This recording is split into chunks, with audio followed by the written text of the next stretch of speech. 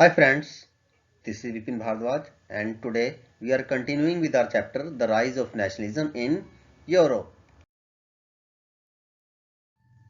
So friends, earlier हमने पढ़ा था unification of Germany and Italy और जो आज हम पढ़ने जा रहे हैं वो है the strange case of Britain. So friends, Britain की बात करें तो some scholars argued that the model of the nation or the nation state is Great Britain. कि अगर हम नेशन स्टेट की बात करें तो इसका सबसे बड़ा मॉडल जो होगा वो है ब्रिटेन. इसके बारे में सम स्कॉलर्स की ये राय है. Friends, in Britain the formation of the nation state was not the result of a sudden upheaval और रेवोल्यूशन. क्योंकि अगर हम जर्मनी और इटली के बारे में देखें दोस्तों तो वहां पे नेशन स्टेट बनने से पहले कितने रिवोल्ट हुए, कितने रेवोल्यूशन हुए. लेकिन इंग्लैंड के केस में, ब्रिटेन के केस में ऐसा नहीं हुआ. It was the result of a long drawn out process. ये बहुत इंपॉर्टेंट लाइन है. अगर आपको वो ब्रिटेन की एकीकरण की यूनिफिकेशन का क्वेश्चन आता है तो ये लाइन आप सबसे पहले लिखेंगे. It was the result of a long drawn out process. And friends, there was no British nation prior to the 18th century. 18th century से पहले कोई ब्रिटिश नेशन नहीं था. तो ये ब्रिटिश नेशन बना कैसे, आइए उसके बारे में जानते हैं. तो फ्रेंड्स, इसको समझने के लिए हमें पॉलिटिकल कंपोजिशन ऑफ ब्रिटेन को समझना होगा. आपने सुना होगा ग्रेट ब्रिटेन भी कहते हैं, यूनाइटेड किंगडम भी कहते हैं, ब्रिटिश आइल्स भी कहते हैं. तो इसमें बेसिक डिफरेंस क्या है, इस डिफरेंस को समझते हैं सबसे पहले.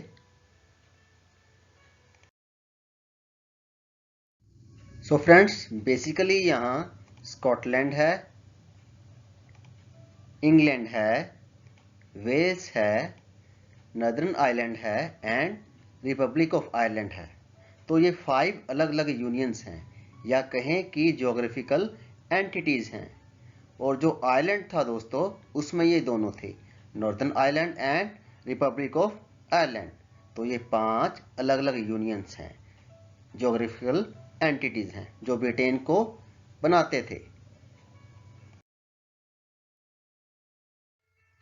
तो दोस्तों, जब हम स्कॉटलैंड, इंग्लैंड और वेल्स को मिला देते हैं तो बनता है ग्रेट ब्रिटेन.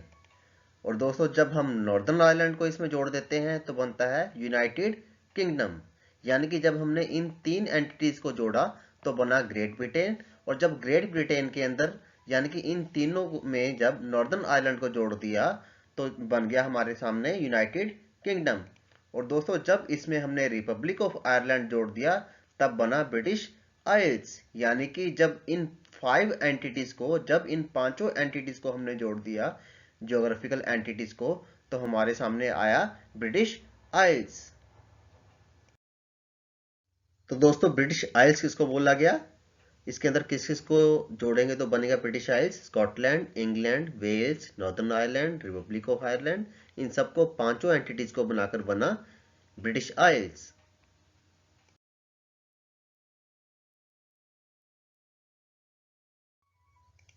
तो दोस्तों, ब्रिटिश आइल्स की बात करें तो यहाँ पर डिफरेंट एथनिक्स ग्रुप्स जो थे वो रहते थे, सच एज इंग्लिश, वेल्श जो कि वेल्स के थे, स्कॉट जो कि स्कॉटलैंड के नागरिक थे, आयरिश जो कि आयरलैंड के थे.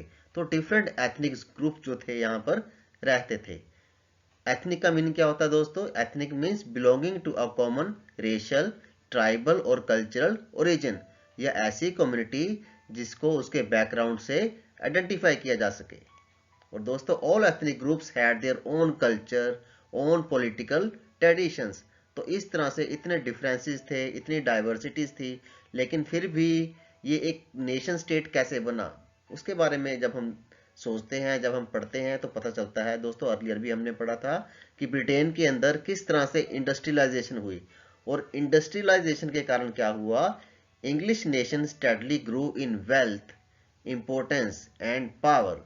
इंडस्ट्रियलाइजेशन से जब इंग्लैंड के पास, इंग्लिश लोगों के पास पैसा आया तो उनकी इंपोर्टेंस बढ़ी, उनकी पावर बढ़ी, वो रिच होते गए. And it was able to extend its influence over the other nations of the islands. Other nations कौन से थे, अदर यूनियंस कौन सी थी, स्कॉटलैंड, वेल्स, नॉर्दर्न आयरलैंड, तो इन सब के ऊपर जो इंग्लिश लोगों का था प्रभुत्व जो था, इन्फ्लुएंस जो था, वो बढ़ता गया।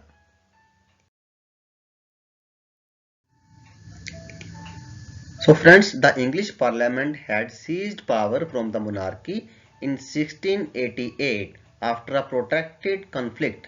तो दोस्तों इंग्लिश पार्लियामेंट ने 1688 में मोनार्की से पावर ले ली थी, एक लॉन्ग कन्फ्लिक्ट के बाद। ब्लडलेस कन्फ्लिक्ट था ये, बिल्कुल इसमें किसी का खून नहीं बहा। और इसके बाद क्या हुआ दोस्तों, इस पार्लियामेंट को इंस्ट्रूमेंट बनाकर, इस पार्लियामेंट को मीडियम बनाकर एक नेशन स्टेट बनाई गई, जिसके सेंटर में इंग्लैंड था। कौन था इसके सेंटर में? इंग्लैंड।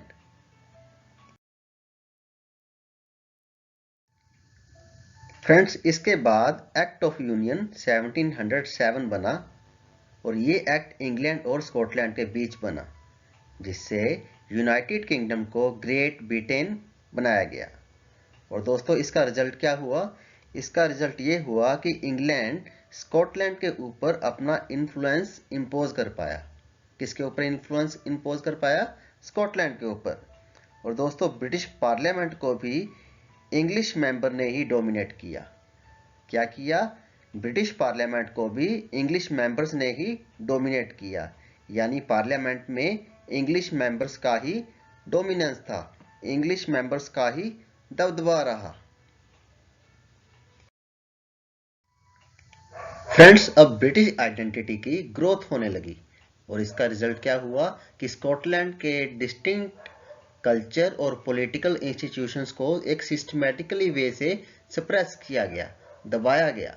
और दोस्तों कैथोलिक क्लैंस जो था स्कॉटलैंड में रहने वाला, the Catholic clans that inhabited the Scottish Highlands, they suffered terrible repression whenever they attempted to assert their independence. तो जैसे ही उन्होंने अपने इंडिपेंडेंस को असर्ट करने की कोशिश की, उनको पॉलिटिकली और सिस्टमैटिकली तरीके से दबाया गया, आर्मी की हेल्प से। And friends, the Scottish Highlanders were forbidden to speak their Gaelic language और वेयर देयर नेशनल ड्रेस। उनको अपनी नेशनल ड्रेस पहनने से रोका गया, और उनको गैलिक लैंग्वेज भी बोलने से रोक दिया गया।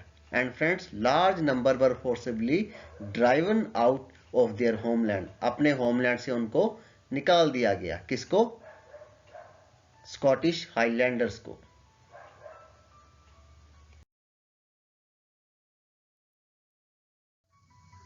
फ्रेंड्स, आयरलैंड की बात करें तो आयरलैंड के साथ भी कुछ सेम ही बिहेव किया गया, जैसा कि स्कॉटलैंड के साथ किया गया था।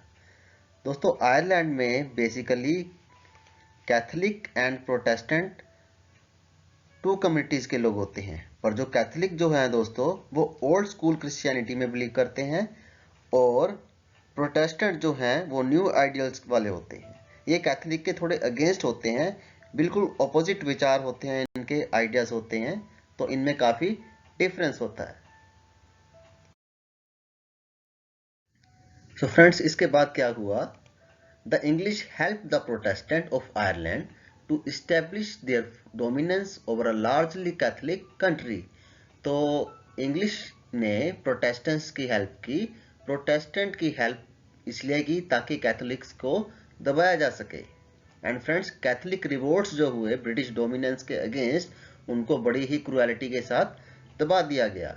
And after a failed revolt led by Wolfe Tone and his United Irishmen, और ये रिवोल्ट हुआ दोस्तों 1798 में, तो इस रिवोल्ट को भी दबा दिया गया। ये रिवोल्ट फेल रहा। इसके बाद क्या हुआ दोस्तों? Ireland was forcibly merged into the United kingdom, और ये कब हुआ? 1801 में, जब आयरलैंड को यूनाइटेड किंगडम में मिला लिया गया। And a new British nation was forged through the propagation of a dominant English culture. और इंग्लिश कल्चर को प्रमोट करने के लिए क्या किया गया दोस्तों? The symbols of new Britain, जैसे द ब्रिटिश फ्लैग जिसको यूनियन जैक बोला गया, the national anthem God save our noble kings, इनको प्रमोट किया गया। इंग्लिश लैंग्वेज को प्रमोट किया गया।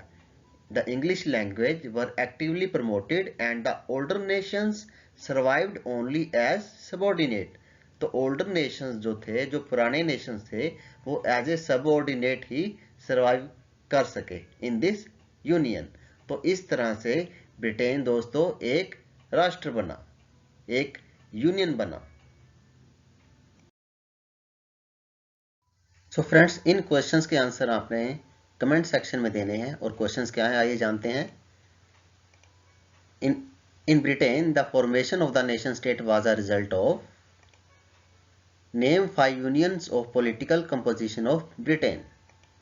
In which year the English Parliament had seized power from the monarchy, and by whom the British Parliament was dominated by.